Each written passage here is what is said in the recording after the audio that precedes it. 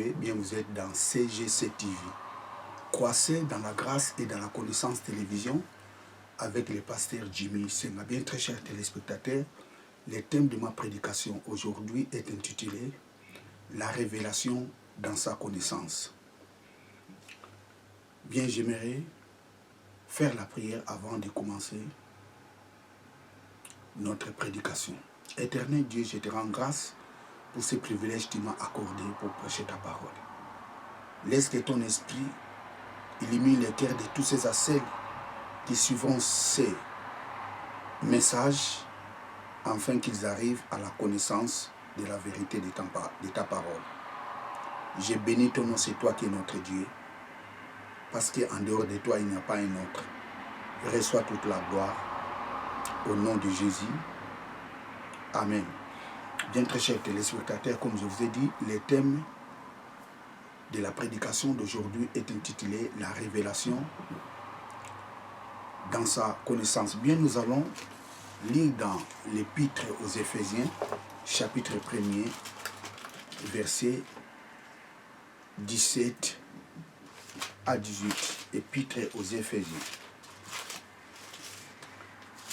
Épître aux Éphésiens, chapitre 1er, verset 17 à 18. Afin que Dieu de notre Seigneur Jésus-Christ, le Père de gloire, vous donne un esprit de sagesse et de révélation dans sa connaissance, et qu'il illumine les yeux de votre cœur pour que vous sachiez quelle est l'espérance qui s'attache à son appel, quelle est la richesse de la gloire de son héritage qu'il réserve aux saints, la révélation dans sa connaissance. Vous savez, très chers téléspectateurs,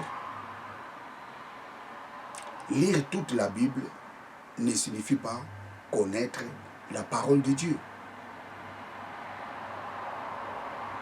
C'est bien bon de lire toute la Bible, mais ça ne signifie pas, si tu as lu toute la Bible, tu connais la parole de Dieu. La parole de Dieu, on les comprend lorsqu'on a l'esprit de la révélation. Sans l'esprit de la révélation, tu ne peux jamais comprendre la parole de Dieu. Parce que c'est l'esprit de la révélation qui illumine notre intelligence afin que nous arrivions à comprendre la parole de Dieu. Vous savez, l'eunuque éthiopien lisait les livres du prophète Ésaïe, mais il avait des difficultés de comprendre les passages qu'il lisait. Il a fallu Philippe vienne lui interpréter ce qu'il lisait. Praise God, hallelujah. Philippe avait l'esprit de la révélation.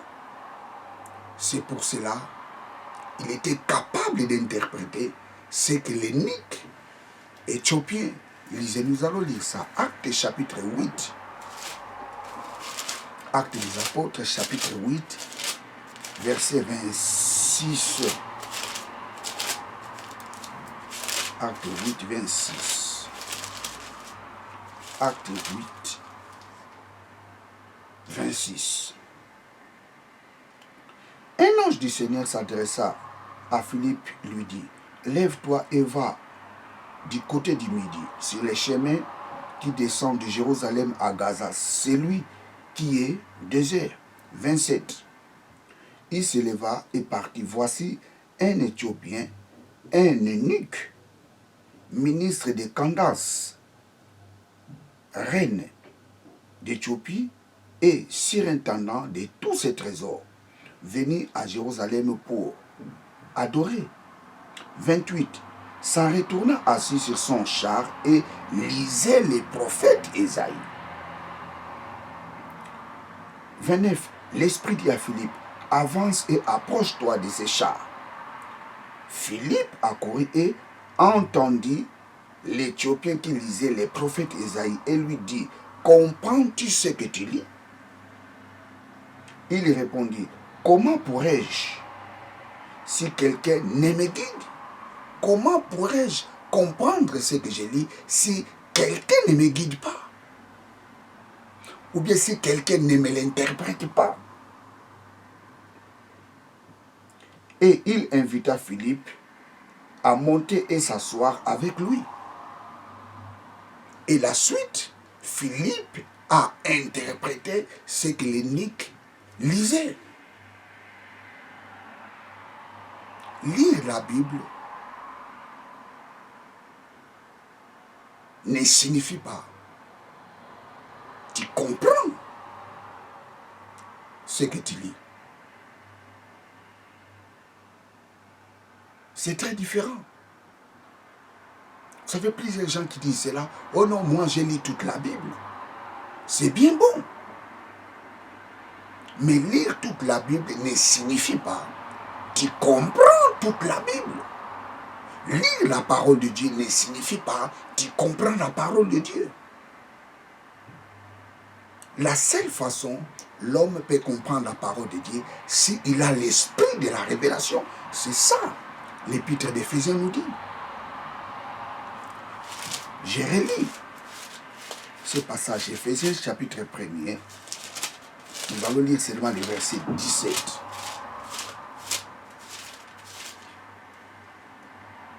Afin que Dieu de notre Seigneur Jésus, Christ le Père de gloire, vous donne l'esprit de sagesse et de révélation dans sa connaissance. L'esprit de sagesse et de révélation dans sa connaissance. Si tu n'as pas l'esprit de la révélation, tu ne comprendras jamais la parole de Dieu. Vous savez, le mot révélation,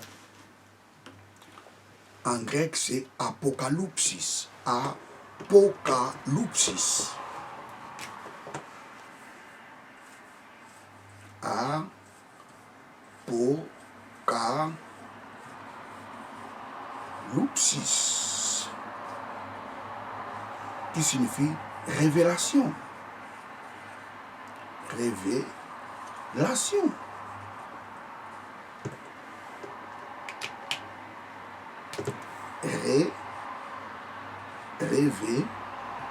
Révélation. Praise God.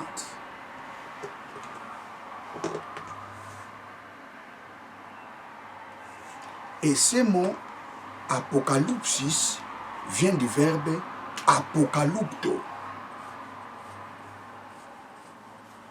Apocalypto.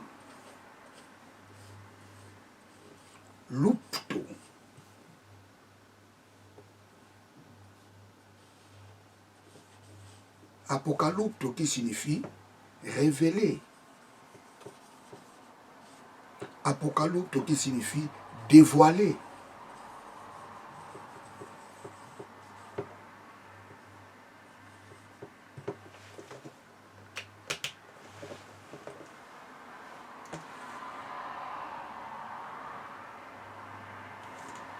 Que Dieu vous donne l'esprit de la sagesse et de la révélation dans sa connaissance.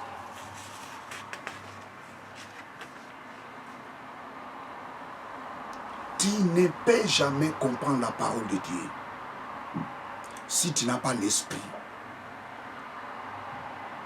de la révélation. Parce que c'est l'esprit de la révélation qui éclaire notre intelligence pour que nous arrivions à comprendre la parole de Dieu. Nous allons lire 1 Corinthiens, chapitre 1er, verset 18. 1 Corinthiens, chapitre 1er, verset 18.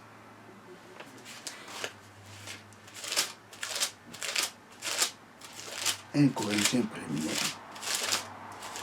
Praise God. Car la prédication de la croix est une folie pour ceux qui périssent. Mais pour nous qui sommes sauvés, elle est une puissance de Dieu. La prédication de l'évangile est une folie pour ceux qui périssent. Vous savez, l'évangile est une folie pour ceux qui ne croient pas.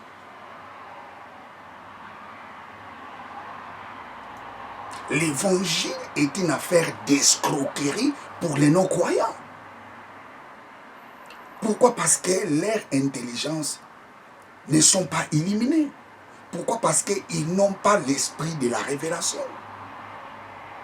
Les non-croyants nous taxent de retardés mentaux. Pourquoi? Parce qu'ils n'ont pas l'esprit de la révélation. Leur intelligence ne sont pas illuminées. Praise God, hallelujah. L'évangile est une folie pour ceux qui périssent. L'évangile est incompréhensible pour les non-croyants. Les non-croyants nous qualifient comme des gens qui ne raisonnent pas bien.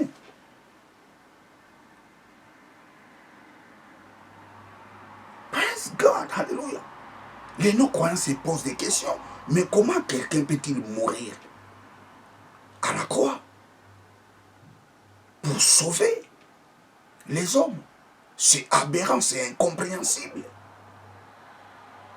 Les non-croyants voient l'évangile comme quelque chose d'irréalisable, comme quelque chose qui ne peut jamais se faire. Les non-croyants qualifient l'évangile comme une mythe. L'évangile est une folie pour ceux qui périssent. Pourquoi?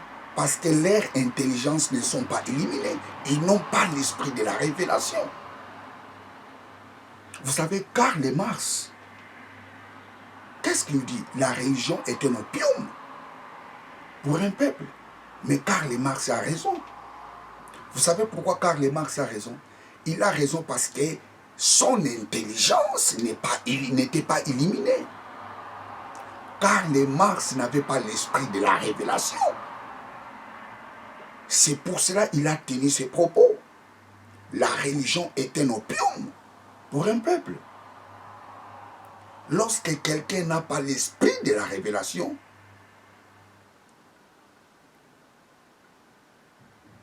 il taxera la parole de Dieu comme un opium. Vous savez, des fois, on insulte des chrétiens comme des gens qui ne raisonnent pas. Non. Les chrétiens s'accrochent en Christ parce qu'ils ont l'esprit de la révélation. L'esprit de la révélation a éliminé leur intelligence et ils ont compris qui est Christ. Pourquoi Christ était venu? Pourquoi il était mort? Pourquoi il était ressuscité?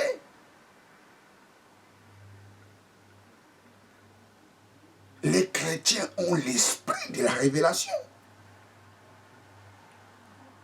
Praise God, hallelujah, hallelujah.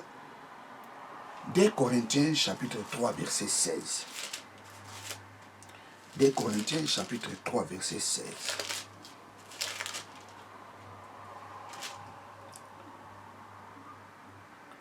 Mais lorsque les cœurs se convertissent au Seigneur, le voile est ôté.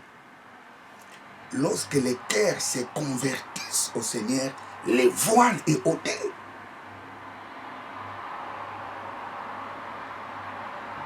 Karl Marx a dit que la religion est un opium pour un peuple. Pourquoi? Parce que son intelligence était voilée.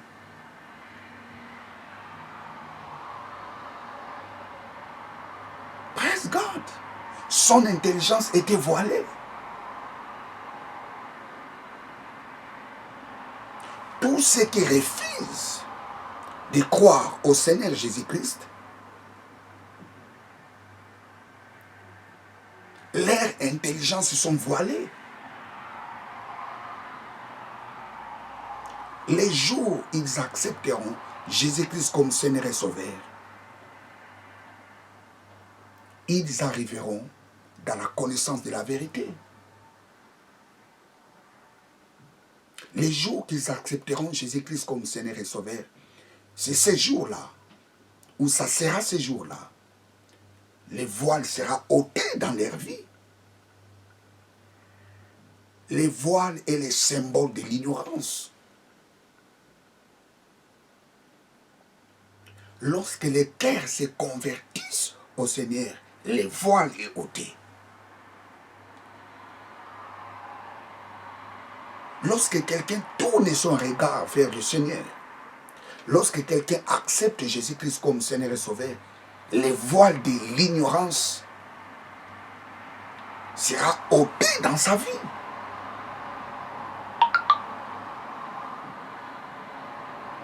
Les chrétiens ont l'esprit de la révélation. Pourquoi? Parce que les jours qu'ils avaient accepté Jésus-Christ comme Seigneur et Sauveur, c'était ces jours-là, l'esprit de la révélation a éliminé leur intelligence et ils ont compris qui est Christ.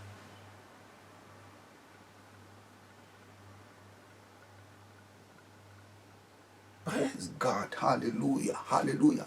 Lorsque les cœurs se convertissent au Seigneur, les voiles sont ôtés. Les jours où nous avons reçu Jésus-Christ, c'était ces jours-là, nous avions reçu l'esprit de la révélation. Le Saint-Esprit était venu en nous et le Saint-Esprit a enlevé l'ignorance qui était en nous. L'esprit de la révélation a éliminé notre intelligence. Et nous avions eu la connaissance dans sa parole. Nous savions maintenant qui est Jésus. Praise God, hallelujah. Lorsque les cœurs se convertissent au Seigneur, les voiles sont ôtés.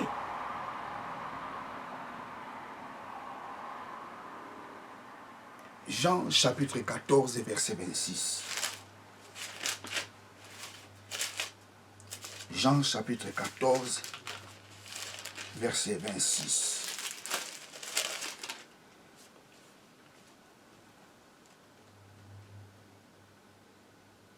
Mais le consolateur, l'Esprit Saint, que le Père enverra à mon nom, vous enseignera toutes choses et vous rappellera tout ce que je vous ai dit. Les jours où nous avons eu la décision d'accepter Jésus-Christ comme Seigneur et Sauveur, c'était ces jours-là, l'esprit de la révélation était venu en nous. Et cet esprit de la révélation a éliminé notre intelligence pour que nous arrivions à la connaissance de la parole de Dieu.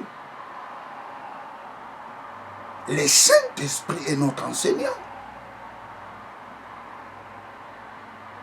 C'est lui qui nous enseigne.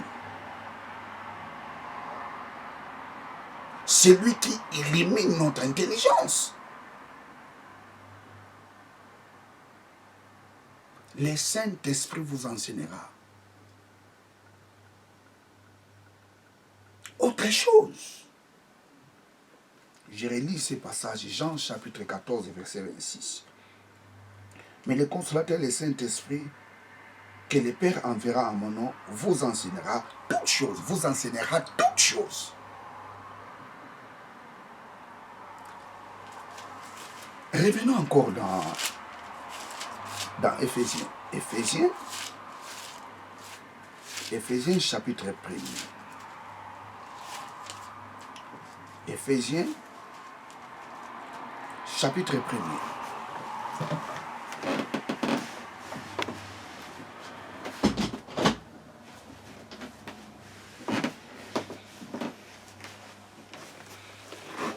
Revenons encore dans le livre d'Éphésiens chapitre 1er. Éphésiens chapitre 1er verset 17. Praise God, hallelujah. Afin que Dieu de notre Seigneur Jésus-Christ, le Père de gloire, vous donne l'esprit de sagesse et de révélation dans sa connaissance. Que Dieu vous donne l'esprit de sagesse et de révélation dans sa connaissance. C'est très important les mots qui sont ici. vous donne l'esprit de la sagesse et des révélations dans sa connaissance. Révélation dans sa connaissance. Si tu as l'esprit de la révélation,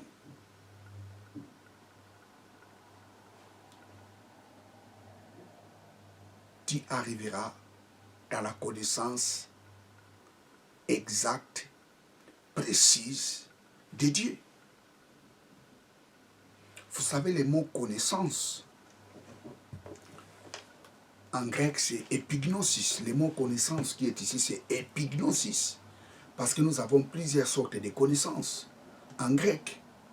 Mais le mot qui est ici, c'est épignosis.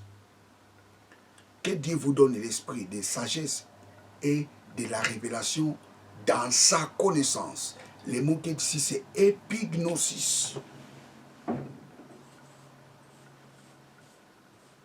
Épignosis. Épignosis, ça signifie la vraie connaissance. Vraie connaissance.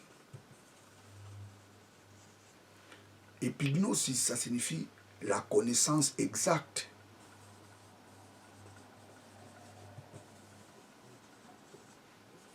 Exact. Épignosis.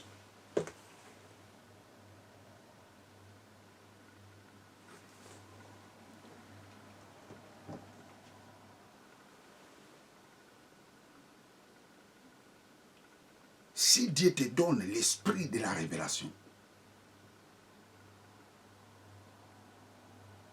l'esprit de la révélation t'amènera dans l'exactitude de la parole de Dieu. C'est le mot qui est ici, c'est épignosis. La connaissance vraie. Tu ne peux pas avoir l'esprit de la révélation et prêcher des choses qui ne correspondent pas à la volonté de Dieu. Lorsqu'on a l'esprit de la révélation, tu prêcheras l'exactitude de la parole de Dieu.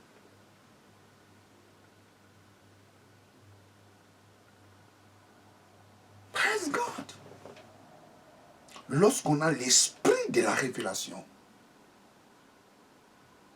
tu auras la connaissance exacte, précise, correcte, parfaite de Dieu.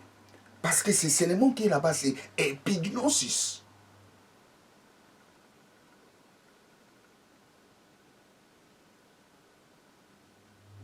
Que Dieu vous donne l'esprit de la sagesse et de la révélation dans sa vraie connaissance. Moi, je pense que les traducteurs allaient mettre cela. L'esprit de la révélation dans sa vraie connaissance. Dans sa connaissance exacte. Dans sa connaissance parfaite. Dans sa connaissance précise.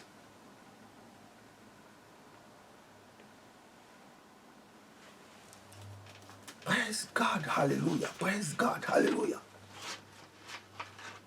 Vous savez, le Saint-Esprit fait de grandes choses dans notre vie. La Bible nous dit lorsque les cœurs se convertissent au Seigneur, les voiles est ôté. C'est le Saint-Esprit qui enlève les voiles, qui nous empêchait de comprendre qui est Christ. C'est le Saint-Esprit qui nous a enlevé ces voiles de l'ignorance.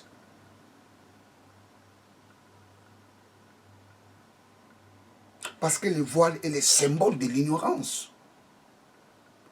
Selon ces contextes.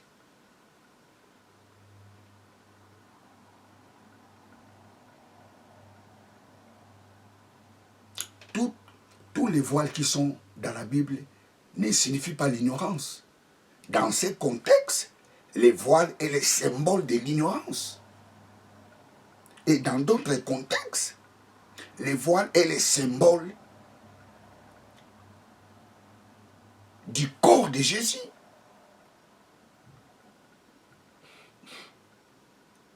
Donc, tous les voiles qui sont dans la Bible ne signifient pas l'ignorance. Dans ces contextes, les voiles est le symbole de l'ignorance. La révélation signifie le dévoilement, enlever les voiles. Les voiles qui t'empêchent de pénétrer dans l'exactitude de la parole de Dieu. Les voiles qui t'empêchent de comprendre qui est Christ. Les voiles qui empêchent ton intelligence de comprendre les mystères de l'évangile. Les voiles qui t'empêchent de comprendre la richesse que Dieu a réservée pour les saints. Et le Saint-Esprit enlève ces voiles dans notre vie les jours où nous acceptons Jésus-Christ comme Seigneur et Sauveur. Ça, c'est la première chose. Le Saint-Esprit enlève les voiles. Lorsque le cœur s'est converti au Seigneur, les voiles est ôté. C'est le Saint-Esprit qui enlève ces voiles. Et le Saint-Esprit nous enseigne aussi. Jean chapitre 14, verset 26. Et le Saint-Esprit ne s'arrête pas seulement par là. Le Saint-Esprit nous convainc encore du péché. Et il ne s'arrête pas seulement par là. Le Saint-Esprit nous conduit dans la vérité. Oh, praise God, hallelujah. Il ne s'arrête pas seulement par là. Le Saint-Esprit nous transforme de la même image avec Dieu. Nous sommes transformés de la même. Nous allons lire ça. 2 Corinthiens chapitre 3, verset 18. 2 Corinthiens chapitre 3, verset 18. Nous tous qui ont les visages découverts, nous tous qui ont les visages découverts, nous tous qui ont eu l'esprit de la révélation. Alléluia, alléluia, alléluia. Contemplons dans un miroir la gloire du Seigneur. Nous sommes transformés. Nous sommes transformés à même image de gloire en gloire comme le Seigneur. L'Esprit. Nous sommes transformés de la même image. Oh, come on, hallelujah. Les jours où nous avions accepté Jésus-Christ comme Seigneur et Sauveur, c'était ces jours-là, nous sommes transformés de la même image avec Christ. Nous sommes transformés de la même image avec Dieu.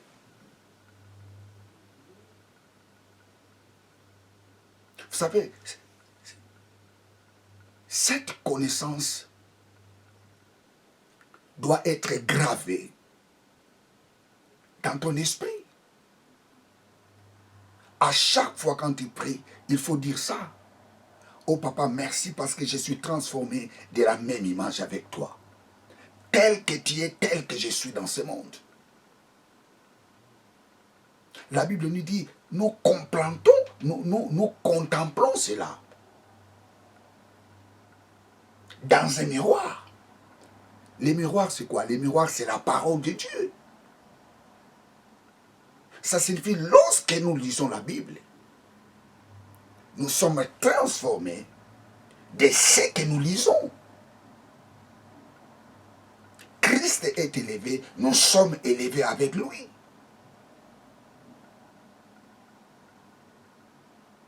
Christ est dans la gloire, nous sommes dans la gloire avec lui.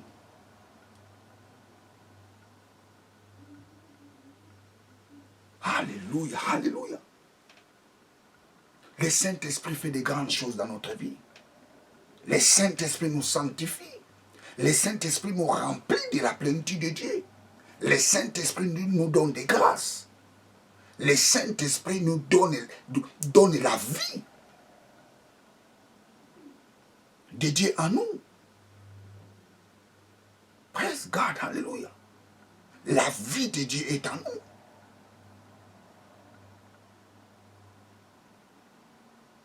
Le Saint-Esprit est en nous. Vous savez qui a ressuscité Jésus-Christ? Jésus-Christ a été ressuscité par le Saint-Esprit.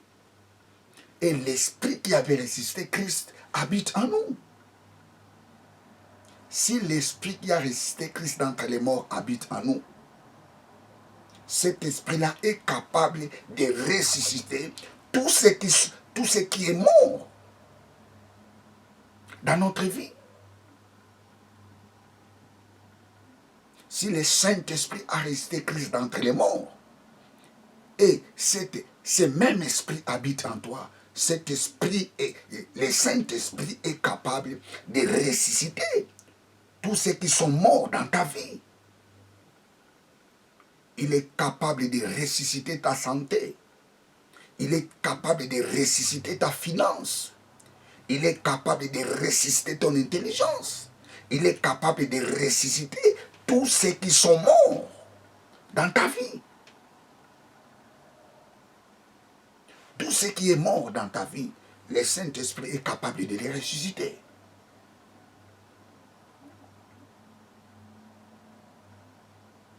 L'Esprit qui avait ressuscité Christ d'entre les morts habite en nous. Nous allons lire ça. Romains chapitre 8, verset 11.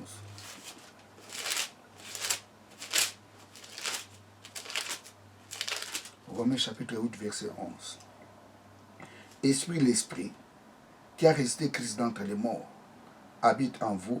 Celui qui a ressuscité Christ d'entre les morts rendra la vie dans vos corps. Rendra la vie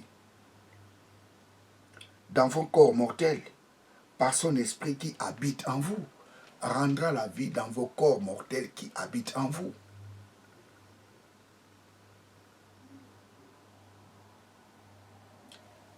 Le Saint-Esprit qui a resté Jésus-Christ d'entre les morts. Et ce Saint-Esprit-là habite en nous. Et ce Saint-Esprit-là est capable de donner la vie dans notre corps.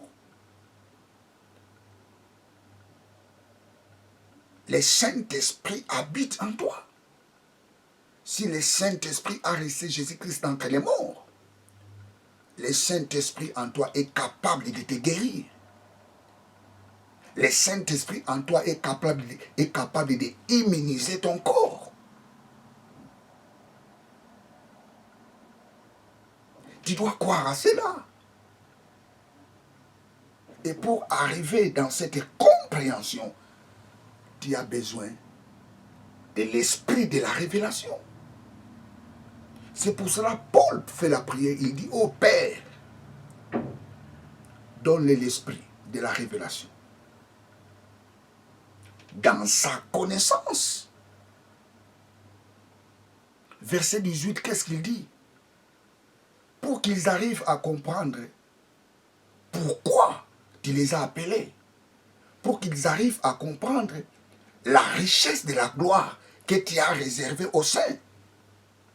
Vous savez, plusieurs chrétiens aujourd'hui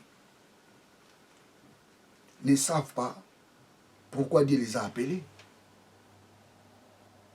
Plusieurs chrétiens aujourd'hui ne savent pas quelle est la richesse que Dieu a réservée à tous ceux qui ont cru au Seigneur Jésus-Christ. Plusieurs chrétiens ne le savent pas. Plusieurs chrétiens ne le savent pas. Tu as besoin de l'esprit de la révélation. Dans sa connaissance. Oui, tu as accepté Jésus-Christ comme Seigneur et Sauveur. L'esprit de la révélation est en toi.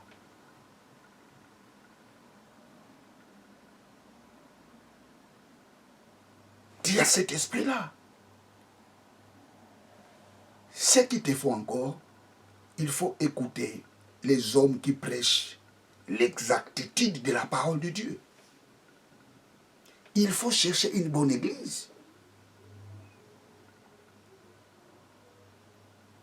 Les gens qui te prêchent la parole de Dieu déterminent le niveau de ta connaissance.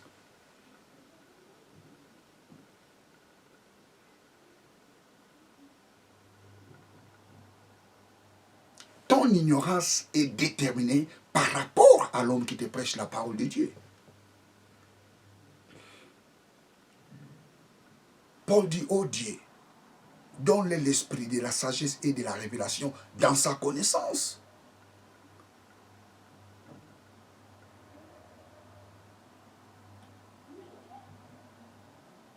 Nous allons encore lire ça, Éphésiens, chapitre 1er, verset 17. Éphésiens, chapitre 1er, verset 17. Jusqu'à 18. Afin que Dieu, de notre Seigneur Jésus-Christ, le Père de gloire, vous donne l'esprit de sagesse et de la révélation dans sa connaissance, et qu'il illumine les yeux de votre cœur. Et qu'il illumine les yeux de votre cœur. Et qu'il illumine votre intelligence. Lorsque l'esprit de la révélation saisit ta vie, l'esprit de la révélation illuminera ton intelligence. Et quelle sera la suite? Quelle sera la suite? Pour que vous sachiez l'espérance qui s'attache à son appel et quelle est la richesse de la gloire de son héritage qu'il réserve aux saints. Lorsqu'on a l'esprit de la révélation, lorsque l'esprit de la révélation illumine ton intelligence, tu arriveras dans la connaissance exacte, précise, parfaite, correcte de Dieu. Et tu sauras l'importance de ton appel. Et tu arriveras à comprendre la richesse de la gloire que Dieu t'a réservée. Cherche une bonne église.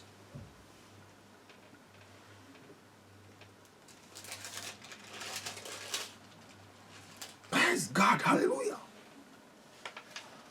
Cherche une bonne église. Vous savez, lorsque tu as l'esprit de la révélation, lorsque vous lisez la Bible, vous allez commencer à te voir dans les Écritures. Lorsque vous lisez David, vous n'allez pas voir David. Vous allez vous voir dans les Écritures.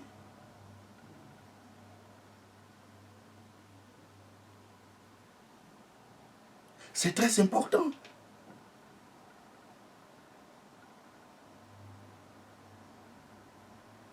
La parole de Dieu deviendra un miroir pour toi.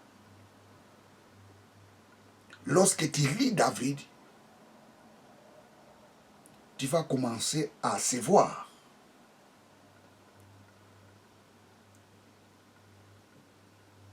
Dans les Écritures.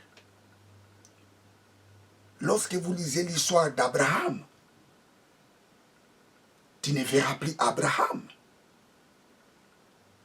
Tu vas commencer à te voir dans la place d'Abraham.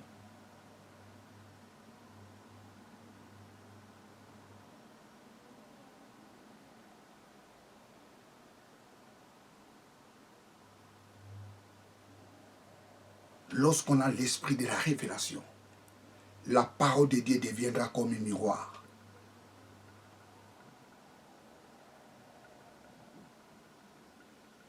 Praise God, hallelujah. Le temps de David est déjà passé. Le temps de Paul est déjà passé. Maintenant, c'est notre temps, c'est notre époque. Lorsque nous lisons ces gens, lorsque nous lisons nos aînés dans la foi, nous lisons notre vie. Parce que la parole de Dieu nous dit, toutes ces choses ont été écrites pour nous.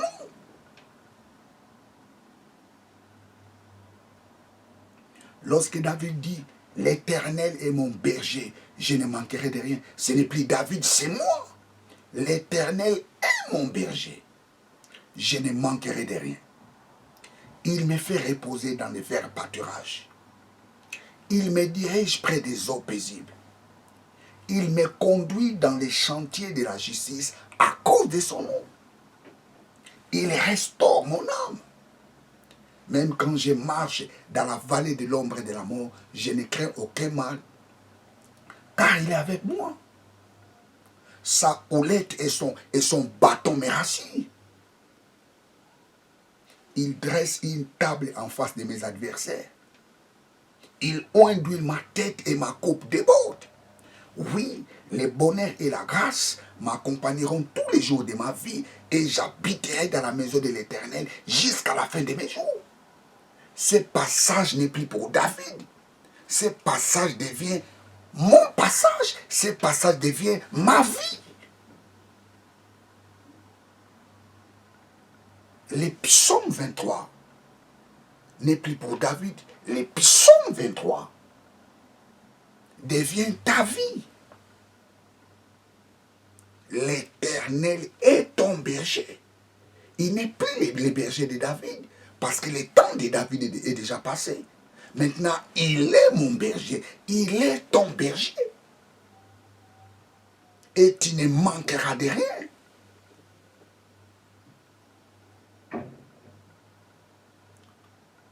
Dix mille tombent à droite, 1000 à gauche, je ne serai pas atteint. Praise God, hallelujah. C'est ta vie qui ne sera pas atteint. Oui, aujourd'hui on parle de la pollution. Qui ne sera pas atteint de la pollution? Praise God, hallelujah, praise God, hallelujah. Jean chapitre 1, verset 4. Jean chapitre, je dirais, l'épître de Jean. Premier épître de Jean, chapitre 4, verset 4. Premier épître de Jean, chapitre 4, verset 4. Vous, petits enfants, vous êtes de Dieu, et vous les avez vaincus, parce que celui qui est en vous est plus grand que celui qui est dans le monde. Vous, petits enfants, vous êtes de Dieu. Vous l'avez vaincu, car celui qui est en vous est plus grand que celui qui est dans le monde. Ce passage n'est pas une récitation. Tu dois te voir dans ce passage lorsque tu lis la Bible. Tu es un Dieu. Je dis encore, tu es un Dieu. Celui qui est en toi est plus grand que celui qui est dans le monde. Je dis encore, tu es un Dieu. Oh, praise God, hallelujah. Tu as besoin de l'esprit de la révélation. Tu es en Christ. Tu as cet esprit de la révélation. Tu as besoin de chercher une bonne église. Il faut écouter des hommes qui prêchent la connaissance exacte de la parole de Dieu. Parce que c'est à travers ces gens que tu arriveras dans la connaissance de la vérité. La Bible nous dit, Dieu veut que tous soient sauvés et parviennent à la connaissance de la vérité. Et les Niques éthiopiens, croyaient. Mais il manquait quelqu'un puisse lui interpréter ce qu'il lisait.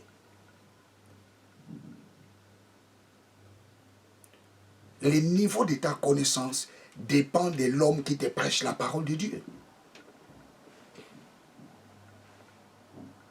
Celui qui est en vous est plus grand que celui qui est dans le monde. Tu es un Dieu. Dieu dit à Pharaon, je t'ai fait Dieu devant Pharaon.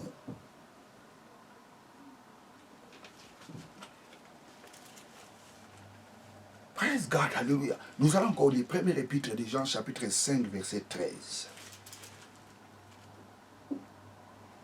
Je vous écris ces choses afin que vous sachiez que vous avez la vie éternelle. Vous qui croyez au nom du Fils de Dieu. Jean dit, je vous écris ces choses afin que vous sachiez que vous avez la vie éternelle. Je vous écris ces choses afin que vous sachiez que vous avez la vie éternelle. Oh, praise God, hallelujah. Tu as la vie éternelle. Tu as la vie éternelle. Vous savez, plusieurs personnes, des fois, ne comprennent pas c'est quoi la vie éternelle. La vie éternelle, c'est la vie de Dieu. Une vie sans fin. Personne ne peut mettre fin dans cette vie. Personne ne peut mettre fin à la vie éternelle. La vie éternelle, c'est la vie de Dieu. Et l'apôtre Jean dit, je vous écris ces choses afin que vous sachiez, vous avez la vie de Dieu. Praise God, hallelujah. La vie de Dieu est en toi. La vie de Dieu en grec, c'est Zoé. Zoé, Zoé, Zoé. Je vais l'écrire, Zoé, Zoé.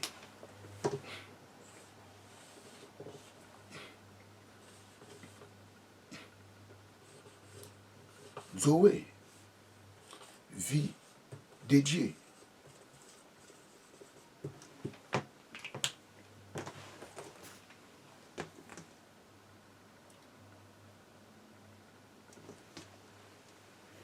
Je vous écris ces choses afin que vous sachiez, vous avez le Zoé de Dieu, vous avez la vie de Dieu. Une vie que personne ne peut mettre fin. J'ai dit personne ne peut te tuer.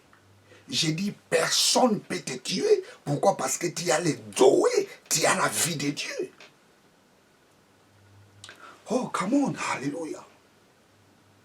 Je vous écris ces choses afin que vous sachiez, vous avez la vie éternelle, vous avez la vie de Dieu. Dieu nous a donné sa vie. Praise God, hallelujah. Tu sais, à chaque fois quand tu pries, il faut dire ça. Oh papa, merci, parce que ta vie est à moi. Ta vie est dans mes os. Ta vie est dans mes poumons. Ta vie est dans mon sang. Ta vie circule dans mon corps. Ta vie est à moi. Ta vie est à moi. Papa, merci parce que la vie de Dieu est à moi. Tu dois commencer à proclamer cela. Vous savez, il y a une grande différence entre proclamer et réclamer. Les chrétiens ne réclament pas, mais les chrétiens proclament. Nous proclamons la chose que nous avons. Nous proclamons la chose que nous avions reçue. Par contre, on déclare la chose qu'on n'a pas. Vous savez, des fois, on dit que nous allons réclamer, nous allons réclamer notre bénédiction. Praise God. Les chrétiens ne réclament pas, mais les chrétiens proclament. Nous ne réclamons pas notre victoire, mais nous proclamons notre victoire.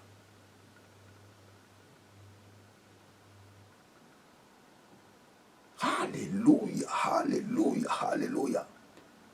Zoé est en toi. La vie de Dieu est en toi. La vie éternelle est en toi. Vous savez, lorsque tu as l'esprit de la révélation, l'esprit de la révélation t'amènera afin que vous arriviez à la connaissance exacte, précise, parfaite, correcte de Dieu. Pourquoi? Parce que l'esprit de la révélation illuminera ton intelligence. Et tu sauras qui tu es devenu en Christ, pourquoi Dieu t'a appelé et quelle est la richesse de la gloire que Dieu a réservée aux saints. Alléluia, alléluia, alléluia. Dieu t'a réservé quoi? Dieu t'a réservé la vie éternelle. Et tu as reçu la vie éternelle les jours où tu avais accepté Jésus-Christ comme Seigneur et Sauveur. Dieu t'a réservé la prospérité. Je souhaite que tu prospères à tous égards. Dieu t'a réservé la prospérité à tous égards. Dieu t'a réservé la bonne santé. Dieu ne t'a pas réservé la maladie. Dieu t'a réservé la bonne santé. La Bible nous dit, par ses maîtriciers, nous avons été guéris. Ésaïe dit, par ses maîtriciers, nous sommes guéris. L'apôtre Pierre, par la révélation de la parole de Dieu, il a compris. L'apôtre Paul ne dit pas, plutôt l'apôtre Pierre ne dit pas, par ses maîtriciers, nous sommes guéris. Non. L'apôtre Pierre dit, par ses maîtriciers, nous avons été guéris. Nous avons eu notre guérison les jours où nous avions reçu Jésus-Christ comme Seigneur et Sauveur. Et depuis les jours où nous avions reçu Jésus-Christ comme Seigneur et Sauveur, nous vivons la santé divine en nous. Tu dois haïr la maladie dans ta vie. S'il y a quelque chose qui dérange ta vie, à chaque fois, commence à chasser la chose-là. Et rhumatisme, ta place n'est pas dans mon corps. Mon corps est le temple du Saint-Esprit. Tu dois haïr la maladie. Tu as le pouvoir de chasser cela. La Bible nous dit, résistez au diable, il fuira loin de vous. Dieu t'a réservé la longévité. Tu dois vivre longtemps sur la terre. Dieu t'a réservé la résurrection des morts. Nous croyons à la résurrection des morts. La Bible nous dit, quand la trompette sonnera, les morts en Christ ressusciteront. Nous croyons à cela. Ce sont ces choses que Dieu nous a réservées. C'est l'une des choses que Dieu a réservées au sein, la résurrection des morts. Dieu nous a réservé l'enlèvement. Dieu nous a réservé une nouvelle terre. Nous croyons qu'un jour, Dieu viendra installer une nouvelle terre et un nouveau ciel. Une terre où il n'y aura pas de racisme. Une terre où il n'y aura pas des choses horribles que nous voyons aujourd'hui. Une terre où il n'y aura pas de la haine, de la jalousie, de la discrimination. Dieu viendra installer cette terre. Praise God. Alléluia, alléluia. Tu as besoin de l'esprit de la révélation. Bien très chers téléspectateurs, je suis à la fin de ma prédication. Est-ce que tu veux accepter Jésus-Christ comme Seigneur et Sauveur? Si tu veux l'accepter, tu fais cette prière avec moi. Lorsque je dirai mon nom, toi tu diras les tiens ou la tienne. Tu veux l'accepter? Alors faites cette prière avec moi. Éternel Dieu, je confesse dans ma bouche le Seigneur Jésus. Je crois dans mon cœur que Dieu l'a ressuscité des morts. Et moi, Jimmy, je suis sauvé. Papa, merci parce que je suis sauvé. Papa, merci parce que je crois dans mon cœur que Jésus-Christ était mort pour mes péchés. Et il a resté d'entre les morts pour que je reçoive la vie éternelle, pour que je sois sauvé. Papa, merci parce que je suis sauvé. Papa, merci parce que je suis devenu une nouvelle créature. Papa, merci parce que je suis devenu ton enfant. Papa, je te rends toute la gloire. Au nom de Jésus. Amen. Bien, très, très chers téléspectateurs, la prière que tu viens de faire vient de changer le cours de ta vie. À partir d'aujourd'hui, tu es devenu un enfant de Dieu. Alors, ce que tu dois faire, tu dois chercher une église. Cherche une église. Et tu diras au pasteur, pasteur, je vais recevoir le baptême. Parce que j'ai accepté Jésus-Christ comme Seigneur et Sauveur. Et à chaque fois, nous postons une vidéo dans notre chaîne. Ne loupez pas. Continue toujours à suivre nos prédications et continue toujours d'aller à l'église parce que Dieu veut que tous soient sauvés et parviennent à la connaissance de la vérité. Tu parviendras à la connaissance de la vérité en écoutant la parole de Dieu et aussi en lisant aussi la Bible. C'est très important. Bien très chers téléspectateurs, vous étiez avec le pasteur Djibi Senga. abonnez-vous massivement dans cette chaîne de télévision. Partagez ces vidéos. Abonnez-vous, très chers téléspectateurs. Nous croyons, toi et moi, nous pouvons faire cette chaîne une grande chaîne de télévision. Oui, je crois. Que Dieu vous bénisse. Ciao.